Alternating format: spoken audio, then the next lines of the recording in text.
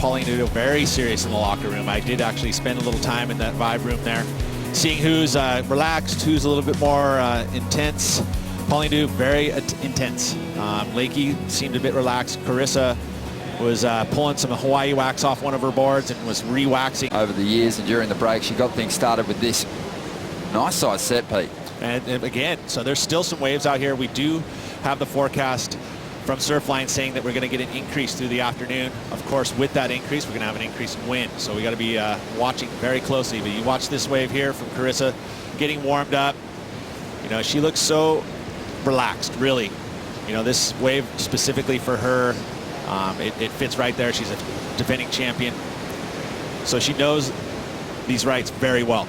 And you can see just kind of going through the motions on this first wave. Who got the jump and went on to win there. So Carissa's coming from 5th position into this second event. And obviously, anything short of a world title for Carissa Moore is an unsuccessful year. Here goes Pauline, though, on her first wave. Let's see what she can do. Solid turn there, but just catches a rail on her way back up to the lip. And Lakey Peterson with priority. He's going to swing into this one.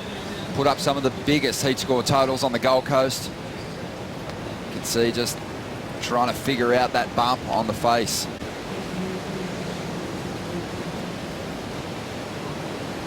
So just over 23.5 minutes to go. Carissa Moore up once again. Her first wave, a 6.33.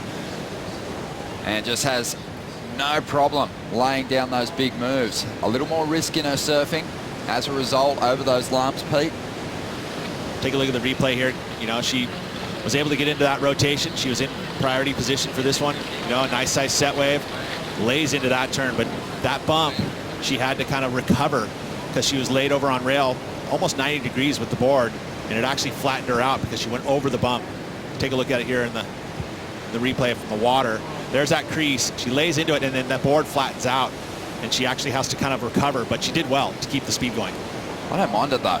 I'd rather see someone attempting those major turns and the board skipping out than someone being a little tentative and letting the wave dictate terms. Carissa's just not that kind of surfer. When she gets the opportunity to lay into something big, she generally goes for it. For sure, and that's why she's a world champion, right?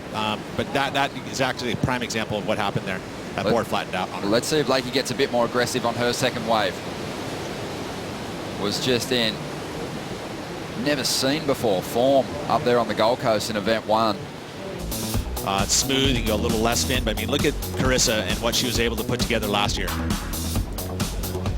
It's almost similar conditions right now. It really is. Just able to push through those bumps so well. It's unfamiliar territory for her, really. She has gotten on her best rolls with big starts on the Gold Coast, and she'll be aware of that. Carissa's such a momentum surfer. She generally, when she nabs that lead in the beginning, she's hard to stop. And Lakey's going to pick it up. Doesn't have a lot of wall, so Lakey fades back, trying to make something critical happen here. A nice tight turn.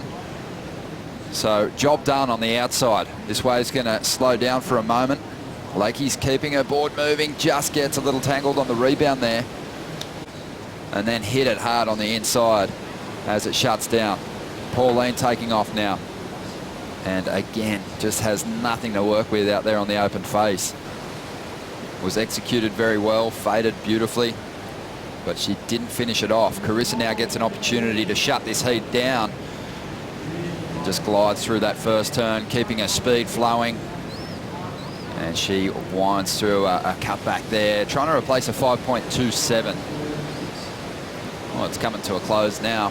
Lakey got a 5.17, so she narrowed the gap between herself and Carissa, but was left chasing a 6.43 as the hooter sounds to mark the end of this first round heat.